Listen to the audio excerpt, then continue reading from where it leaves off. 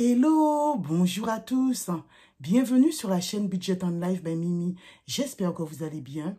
Moi, je vais bien. J'espère que votre famille se porte bien également. À mes nouveaux abonnés, bienvenue à vous sur cette chaîne. Et n'oubliez pas que sans vous, il n'y a pas de chaîne. Alors, merci. Dans cette nouvelle vidéo, on va faire plus ample connaissance et je vais un peu plus me dévoiler à vous. On va parler d'argent, mais plus précisément de mon rapport à l'argent.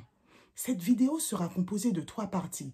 Il y aura d'abord mon enfance et l'argent, ensuite mon rapport à l'argent et pour finir, mes objectifs et projets avec l'argent. Donc, sans plus tarder, entrons dans le vif du sujet.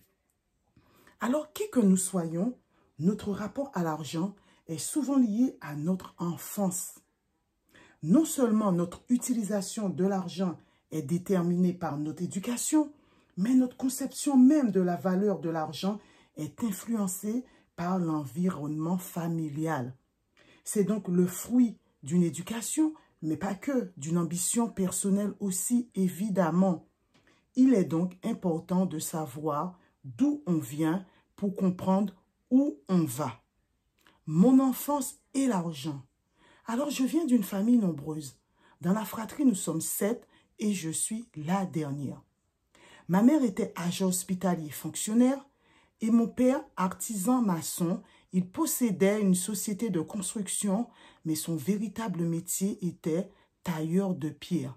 Métier rare dans les années 60, 70, voire 80, très recherché et où on gagnait énormément d'argent. On revient donc à ma mère. C'était une personne qu'on pourrait qualifier de bonne gestionnaire de comptes. Je l'ai d'ailleurs toujours vue prendre un stylo et un papier et faire ses comptes en début ou fin de mois. Elle avait, vous savez, différents comptes épargne, les PEL, CEL, comptes épargne retraite, et elle multipliait les virements bancaires via ses comptes. On avait l'impression que l'argent se multipliait à son contact, mais non, elle arrivait tout simplement à garder l'argent qu'elle gagnait et tout ça sans se priver. Venons-en maintenant à mon père. Je vous ai dit qu'il possédait une société de construction. Mais il était aussi adjoint au maire de ma commune. Donc, sa société était privilégiée pour les marchés publics de la commune qui ne faisaient même pas d'appel d'offres à l'époque et qui lui attribuaient directement les chantiers. Oui, on peut appeler ça du copinage. Vous savez, c'est interdit par la loi, mais on va resituer les choses. C'était dans les années 60 et ça se faisait beaucoup. À l'heure où je vous parle, ça a toujours été interdit, mais c'est encore plus interdit, d'où les affaires politico-judiciaires dont on entend parler dans les médias. Voilà. Alors, pour les plus anciens qui me regardent, je ne sais pas si vous vous rappelez des vieux films policiers de l'époque où l'on nous montrait des petites valises, vous savez, en cuir, remplies de petites coupures de billets de banque rangés, entourées d'un ruban noir et vert. Eh bien, figurez-vous que ça, j'ai vu ça chez moi. Oui, les amis, j'étais jeune à l'époque, j'avais une dizaine d'années, mais c'est des choses qui marquent. Et j'ai vu ça de nombreuses fois. Mon père se faisait payer en cash, vous savez, les 50 000 francs pour les plus jeunes, 7 500 €. Mimi a vu ça. Vous savez, vous voyez ça le premier et vers le 15-20, plus rien. Évaporé comme de l'éther, dilapidé. J'entendais ma mère parler, vous savez, les petits, ils ont les oreilles qui traînent un peu partout, hein. Voilà, c'est pour vous situer dans quel type de famille que j'ai évolué. On vivait comme une famille modeste, mais en réalité, ce n'était pas le cas. Donc, voilà mes 2 références en matière de gestion de l'argent. Je pars donc avec cette base de ma mère qui est très économe et de mon père qui dilapide tout son argent. Je n'ai véritablement pas eu d'éducation financière. J'ai juste vu faire l'un et l'autre de mes parents à leur façon. Mon rapport à l'argent. Pour ma part, je parle librement d'argent. Ce n'est pas un sujet tabou et j'essaie de désacraliser l'argent et tout ce qui est lié à l'argent. En France, l'argent est considéré comme étant sale. Mais quel argent qui est sale? L'argent du trafic de drogue, du trafic d'armes, du sexe et de la prostitution, des vols et cambriolages en tout genre, mais pas l'argent de la sueur de notre front. On ne doit pas parler d'argent. On ne doit pas dire combien on gagne, combien a coûté notre maison, notre voiture. Peut-être parce que dans notre société, cela attire la jalousie, la convoitise et on peut le comprendre parfaitement. Moi, j'essaye de n'avoir aucun problème avec l'argent. Dès qu'une personne en parle, alors on en parle sans aucun souci. Dans mon couple, on en parle sans problème. On ne fait pas de cachotterie autour de l'argent, même si quelquefois, on peut être en désaccord sur un sujet d'argent. Quand j'ai commencé à travailler, l'argent me brûlait les doigts. Dès que j'avais ma paye, j'étais pressée de tout dépenser en toutes sortes d'achats futiles. J'avais un plan épargne-logement sur lequel je faisais un virement bancaire de 500 francs, c'est-à-dire 75 €. C'était pour me donner bonne conscience. Et tout le reste était dilapidé. Et tous les mois, c'était la même chose. L'argent pour moi était fait pour être dépensé. Concrètement, je ne faisais rien de sérieux avec mon argent. Je ne vous parle même pas des jours de solde, c'est-à-dire juin et décembre. Et cela correspond aussi à mes jours de prime, mes mois de prime. J'étais en transe ces jours-là. Je dépensais toute ma prime le jour des soldes, c'est-à-dire un peu plus de 1000 €.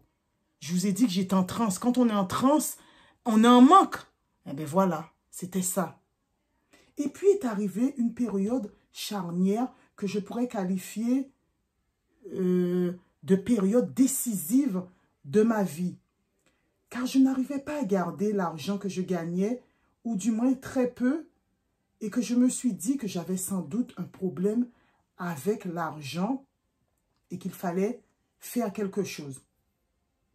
D'autant plus que j'avais un projet, j'avais un objectif.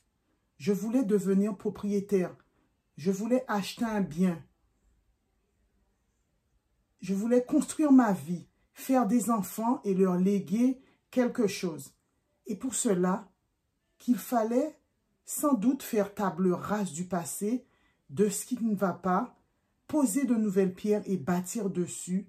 Et c'est là que j'ai décidé de faire autrement et j'ai commencé à épargner beaucoup d'argent. En vérité, je pense que j'épargnais un peu plus de 25% de ma paye. D'où ma vidéo « Comment j'ai économisé 30 000 € de 26 à 30 ans avec un enfant ». Si vous ne l'avez pas encore vue, je vous invite à aller visionner cette vidéo. Ça pourrait probablement donner beaucoup d'idées à de nombreuses personnes qui me regardent. Mes objectifs et projets avec l'argent.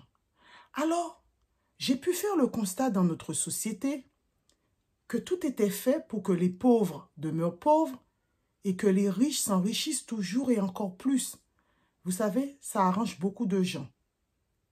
Non seulement nous avons le handicap familial où nous n'avons pas eu d'éducation financière, mais nous avons aussi le handicap sociétal où nous sommes conditionnés à nous contenter de peu, c'est-à-dire juste de notre salaire, et à être de bons employés modèles et surtout asservis. La masse que nous représentons est vouée à rester tout en bas de l'échelle sociale et à être dirigée par une certaine élite qui se passe le flambeau de génération en génération, évidemment. C'est pourquoi l'un de mes objectifs et que mes enfants deviennent rapidement propriétaires de biens immobiliers. Et ça, dès l'âge de 20 ans, les amis.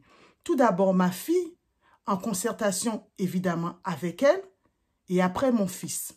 Vous savez, au moment où je vous parle, ma fille est âgée de 18 ans. Donc, on se donne 2 ans pour mener à bien ce projet. Vous savez? Donc, il faut élaborer un plan, s'y tenir, rester focus et puis mener à bien le projet. Vous savez, les temps vont être très difficiles pour nos enfants. Les temps sont déjà difficiles pour nous qui perdons tous nos acquis sociaux. Alors, que va-t-il se passer pour nos enfants? Ils vont trouver un emploi. On va les presser comme des citrons. Une fois qu'il y aura plus de jus, on va les jeter. On va leur montrer la porte et on leur dira qu'il y a 1000 qui attendent devant la société. C'est pourquoi je vise l'indépendance financière pour mes enfants. Si possible, évidemment.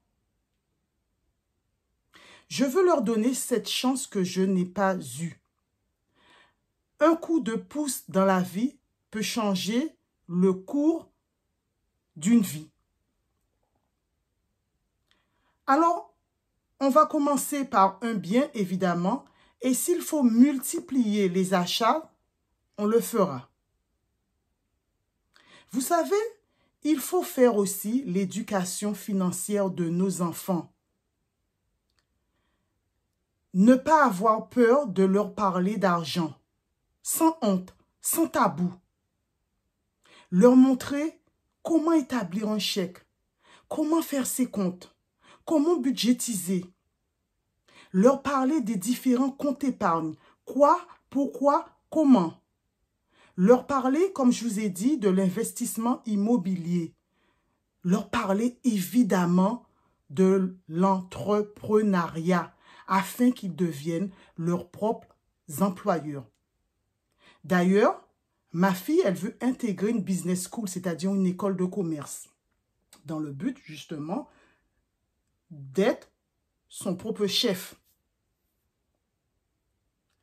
En ce qui me concerne, je voudrais juste devenir sereine sur le plan financier, faire les voyages de mes rêves et profiter de tout ce qui est lié au bien-être, thalasso, massage, relaxation.